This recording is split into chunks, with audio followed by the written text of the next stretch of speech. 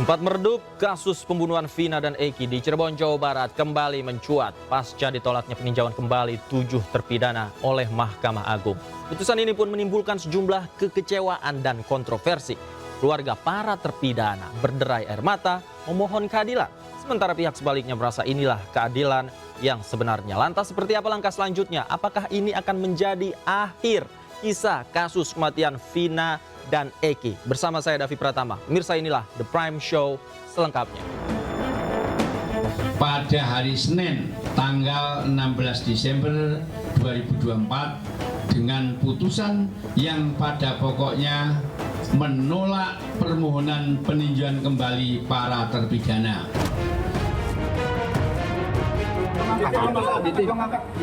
Keadilan rupanya belum berpihak, tetapi langkah hukum ini masih banyak terbuka. Salinan resmi dari putusan Mahkamah Agung, kita akan lihat pertimbangannya apa yang membuat PK kami itu ditolak. Bahwasanya permohonan PK yang mereka ajukan itu ditolak karena apa? Karena tidak adanya nopum. Nopumnya itu kan yang mereka ajukan itu seperti visum. Visum itu bukanlah nopum ataupun keadaan yang luar biasa. Itu adalah bukti yang sudah lama dulu. Karena anak-anak kami itu sebenarnya tidak bersalah, tidak pernah melakukan perbuatan yang sekeji itu.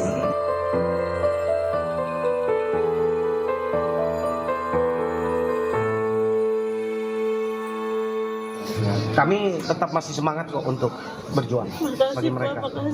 Ya, langkah hukum masih terbuka. Kita akan lihat langkah hukum apa yang bisa kita lakukan.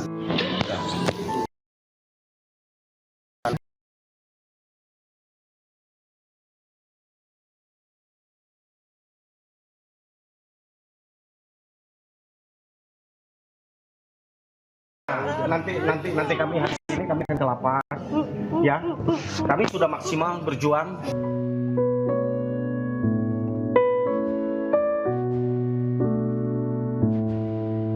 Inilah ekspresi seluruh keluarga 7 terpidana kasus kematian Vina dan Eki di Cirebon saat mendengarkan putusan Mahkamah Agung. Keluarga terpidana tak bisa menyembunyikan kesedihan setelah Mahkamah Agung menolak upaya peninjauan kembali yang sudah dilakukan dalam sidang beberapa bulan lalu. Salah satu keluarga terpidana bahkan sempat histeris dan seakan tidak percaya terhadap putusan ini. Keluarga mengaku sangat kecewa karena seluruh bukti sudah dihadirkan dalam sidang PK, namun permohonan itu tetap ditolak Mahkamah Agung. Keluarga hanya bisa tabah dan menyerahkan upaya selanjutnya pada tim kuasa hukum. Kecewa iya, tapi kita serahkan kepada pengadilan saja. Mereka tidak menyerah. Keluarga sangat meyakini ya Bu ya, mereka tidak bersalah. Sangat yakin, karena memang mereka tidak bersalah.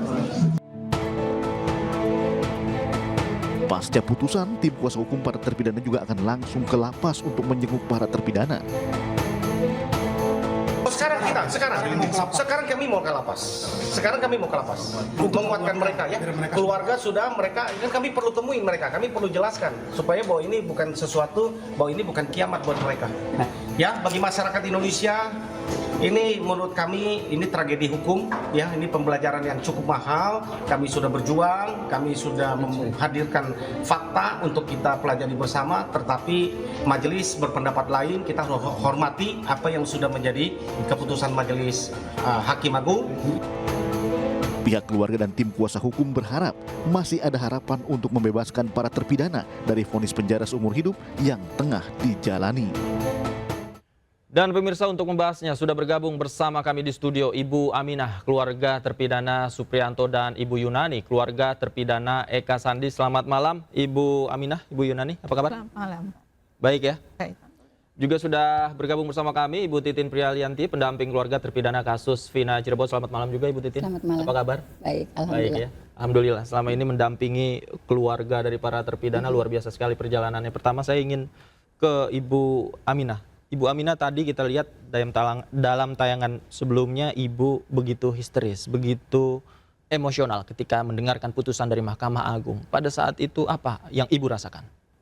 Yang saya rasakan itu bukan kepada kita semua ya Pak, tapi anak-anak yang di dalam. Mereka udah berharap mau bebas, mau pulang, tapi kenyataannya tidak jadi. Bagaimana di dalam takut putus asa atau gimana? Itu yang ada pikiran saya, Pak. Sebelum nonton bareng putusan MK, Ibu sempat berkomunikasi? Enggak. Karena waktu itu saya ada panggilan ke Polda. Jadi saya pergi sama suami saya ke Polda. Pas nyampe di Buah Batu, turun dari mobil, kata Bapak pengacara suruh pulang lagi ke Cirebon. Dan kami itu pulang ke Cirebon itu dengan hati bahagia, bakal menjemput adik kami. Senang di jalan tuh, Pak. Tapi begitu nonton bareng, kami shock, kami kecewa. Kenapa PK-nya nggak dikabulkan? Sedangkan bukti semuanya nggak ada yang memberatkan mereka. Nggak ada bukti sama sekali, Pak. Itu. Dan yang ada di pikiran kami itu anak-anak, Pak. Anak-anak yang di dalam. Waktu 2016 aja udah ada percobaan. Apalagi sekarang yang udah berharap besar bahwa pulang ke rumah dengan keluarga, lebaran di rumah, tahun baru di rumah. Itu yang ada di pikiran saya, Pak. Ibu berharap bisa merayakan pergantian tahun dan lebaran bersama anak-anak. Iya, Pak.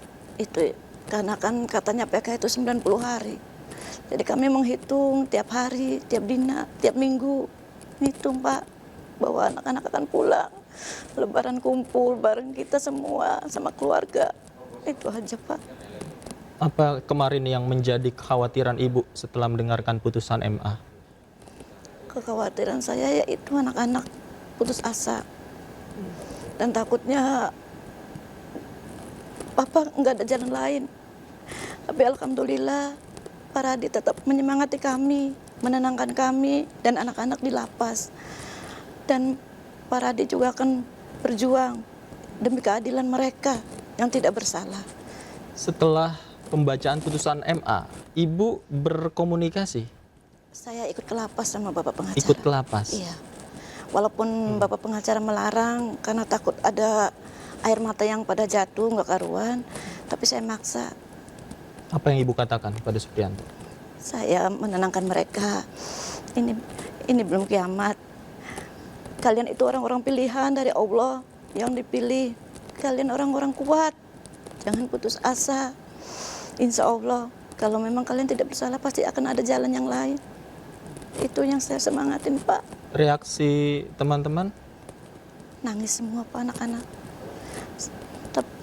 Begitu Pak Jutek menawarkan untuk garasi, mereka tidak mau. Mereka lebih baik mati di dalam penjara, membusuk di sini. Itu yang lebih bikin saya sedih dan nangis, Mbak. Mati di dalam penjara? Iya. Itu yang disampaikan kepada Ibu? Daripada ikut garasi. Itu. Oke. Saya ke Bu Yunani. Bu Yunani, ini anak Anda yang berada di dalam lapas. Kemudian ketika mendengarkan putusan MA, apa reaksi Ibu dan kemudian apa yang Ibu sampaikan kepada anak Ibu? Reaksi saya sedih, Mas. Kan maunya tahun baru tuh kumpul ya, nggak jadi. Yang dikasih ke anak baru tadi pagi. Nengokin. Sama tadi pagi baru ke Sambi, ke lapas. Baru sempat menengok tadi pagi? Iya, itu masih ada. Oke. Apa yang disampaikan anak Ibu kepada Ibu? Saya mah nyuruhnya suruh kuat. Sabar. Udah itu aja, Mas. Yang penting anak kuat, sabar aja. Terima. Anak Ibu bicara apa kepada Ibu? Dia nggak ngomong apa-apa, dia sih. Cuma ditanya tuh ya itu, lebih baik membusuk. Bagaimana perasaan Ibu ketika mendengar itu, Bu? Nangis, Mas.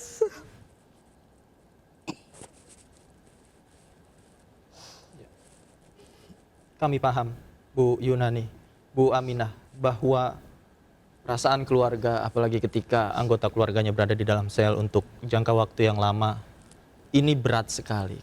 Kemudian bagaimana cara Ibu Yunani khususnya menyemangati anak Ibu yang memang hampir patah semangat pada saat itu? Enggak, saya makasih tahu semangat tuh yang kuat, yang sabar gitu aja. Yang penting sholat terus. Ada lagi yang disampaikan oleh anak ibu, harapannya seperti apa di dalam sel? Dia mah kayaknya kuat soalnya, sabar. Dia kan kerja di kantin Mas, jadi dia ada kegiatan. Harapannya sih Ada kegiatan dari harapannya ada Pak. Harapannya ada seperti apa? Harapan supaya Bapak Presiden membantu mereka karena mereka tidak bersalah. Iya betul. Tolong bebaskan. Untuk Bapak Kapolri, tolong baca lagi berkasnya. Di tahun 2016, apakah tidak ada keliruan atau ada? Itu aja Pak harapannya. Karena kami orang miskin, kami nggak punya apa-apa.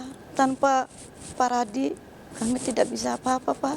Dan saat ini keluarga berharap kepada Bapak Kapolri dan Presiden Prabowo Subianto. Iya. Sebesar apa harapan ibu-ibu? Sangat besar Pak. Semoga besar bisa membebaskan mereka.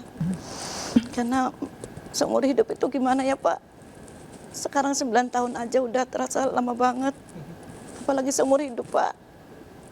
Sedangkan mereka sudah tidak punya orang tua. Supri nggak punya, Jaya nggak punya. Kemarin Sudirman ibunya meninggal.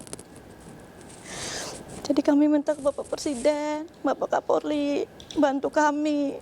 Kami hanya minta keadilan. Yang salah ya disalahkan, kalau yang nggak salah tolong dibebaskan. Itu aja Pak. Ya.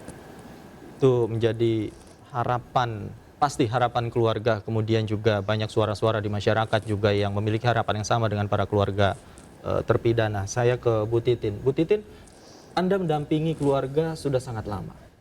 Ikuti kasus ini, kemudian kalau dari perspektif Anda, apa yang memang menjadi tujuan utama dari pihak keluarga, kemudian kemarin alih-alih dikabulkan oleh Mahkamah Agung, akhirnya dibatalkan? Kan saya ngelihat sidang di 2016 Mas. Saya tahu banget kondisinya seperti apa sidang 2016. Jangankan keluarganya juga sebetulnya nggak tahu kondisi di dalam seperti apa sidangnya. Yang tahu tuh saya pengacaranya. Karena walaupun saya cuma waktu itu pegang Saka dan Sudirman, tetapi karena memang di luar banyak demo, kemudian kita juga terancam. Jadi saya pegang perkara nomor 4, tetapi ketika perkara nomor 3 disidangkan, saya nggak keluar ruangan. Karena kalau kita keluar ruangan tuh, keluar ruangan justru kita, karena banyak orang yang demo gitu. Saya juga berusaha waktu itu memperlihatkan bukti-bukti kan, tetapi memang pada akhirnya putusannya tetap seumur hidup. Ketika 2024, begitu banyak antusias massa, begitu netizen juga luar biasa. Media mendukung kami. Kemudian saya ingat betul ketika pertama kali saya membuka perkara ini di hadapan Pak Reza, waktu Pak Reza Indragiri menyatakan ibu yang dihadapi itu kekuatan yang sangat besar. Ibu nggak mungkin bisa jalan sendiri. Dengan bantuan Pak Reza juga direkomendasikan Pak Reza Indragiri datang ke beberapa pejabat. Dukungan itu semakin meyakinkan saya kalau pada akhirnya anak-anak pasti pulang tahun ini setelah anak-anak dipegang Peradi, kemudian juga banyak ahli-ahli yang akhirnya mempelajari semua berkas yang ahli minta saya kasih, dan mereka menyadari itu memang ada kekeliruan. Saya yang pada akhirnya melihat di 2024 sidang begitu terbuka, saksi-saksi yang sebetulnya dulu tidak tersentuh sama sekali itu bisa hadir. Kayaknya harapan saya lebih tinggi daripada harapan keluarga. Tapi ketika putusannya memang ditolak, saya nggak ngerti lagi mesti ngomong apa. Pemirsa, jangan kemana-mana, The Prime Show masih akan kembali usai jeda berikut, tetaplah bersama kami.